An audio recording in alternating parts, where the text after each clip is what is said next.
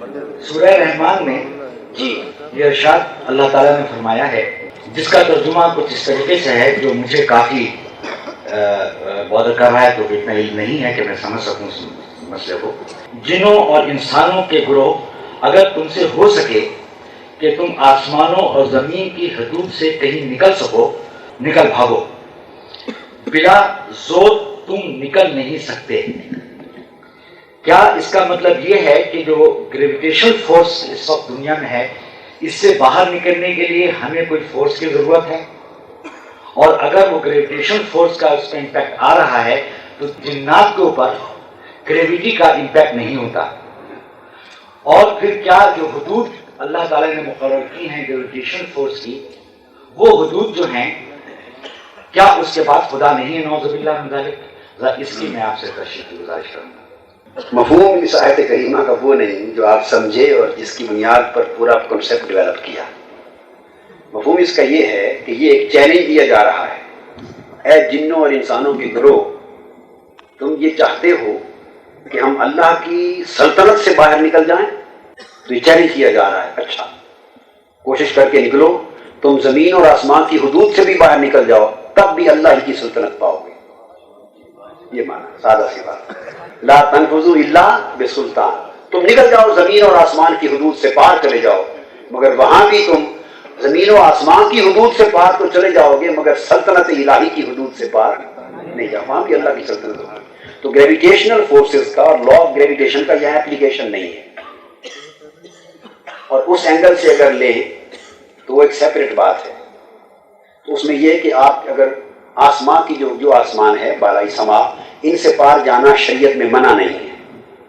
آسمان کو عبور کرنا کسی جگہ پر شریعت میں اس کے اوپر ایسا قدغن کیٹیگوریکل بین نہیں ہے کہ نہیں نکل سکتے۔ آسمان کی ماہیت قرآن اور حدیث سے جو ثابت ہے وہ دھوئیں کسی ہے، دھوئیں کسی ہے۔ سما اوپر والے حصے کو کہتے ہیں، اور بالائی طبقات کو سما کہتے ہیں، نچلے طبقات عرض کہلاتے ہیں۔ طبقات ہیں، قرآن مجید نے فرمایا اولم یر الذین کفروا ان السماوات والارض کانتا رتقا ففتقناہما، کہ یہ آسمان اور زمین تو پہلے تھے ہی نہیں، یہ تو بعد میں بنے، مگر اس کو بھی اللہ السماوات والارض کہہ رہا ہے۔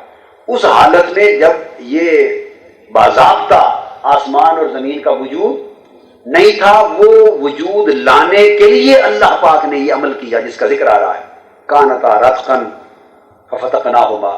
تو باوجود اس کے کہ زمین و آسمان اس وقت نہیں تھے، تب بھی ان کو اللہ نے فرمایا ان السماوات والارض کانتا رتقا، یہ آسمان اور زمین ایسے تھے۔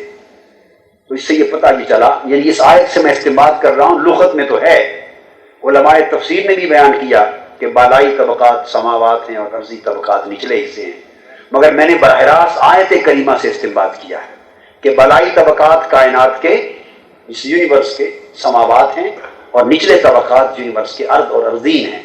تو اس کو اللہ نے فرمایا کانتا رتقا، رتق اور فتق یہ دو آپس میں جڑی ہوئی اکائی کی مانند تھے، ساری جو یونیورس ہے، مادی کائنات اکائی کی طرح جڑے ہوئے تھے۔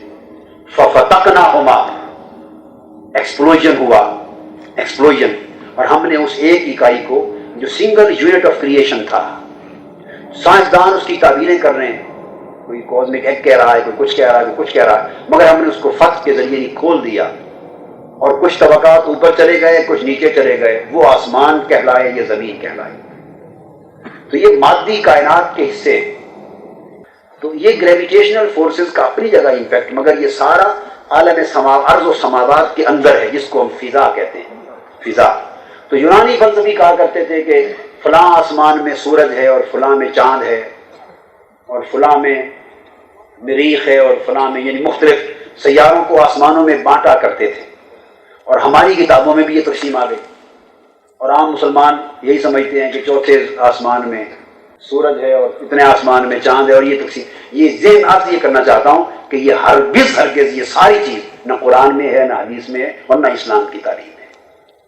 کتابوں میں آ گئی، مگر غلطی سے آئی یونانی فلسفے سے، کوٹ ہوتے ہوتے ہوتے اس کی جو اوریجن تھی وہ کٹ گئی، تو کتابوں میں لوگوں نے سمجھا کہ اسلامی تصور یہ ہے، تو یہ سارے سورج چاند ستارے جتنے بھی سیارے یہ فضا میں ہیں. آسمان دنیا فرمایا وَزَيَّنَّا السَّمَاءَ الدُّنْيَا بِمَصَابِيحَ وَجَعَلْنَاهَا رُجُومًا لِلشَّيَاطِينِ. تو یہ سب آسمان دنیا جو نچلا ہے اس کو مزین کیا ہے، اور کل فی فلک یسبحون، سب کچھ فلک میں تیر رہے ہیں. تو یہ ساری گریویٹیشنل فورسز بھی اور کیلسٹیل باڈیز، یہ ساری اس زمین و آسمان کی کائنات جو ہے یہ اس کے اندر عالم فضا میں ہے. اور اگر کوئی اس سے بھی آگے گزرنا چاہے تو عزو شرع، عزو یعنی اسلام کے نقطہ نظر سے اس میں بھی کوئی امر مانے نہیں ہے. سب سے پہلے نئی ویڈیوز کو حاصل کرنے کے لیے شیخ الاسلام ڈاکٹر محمد طاہر القادری کے آفیشیل یوٹیوب چینل کو سبسکرائب کریں اور بیل آئیکن کلک کریں.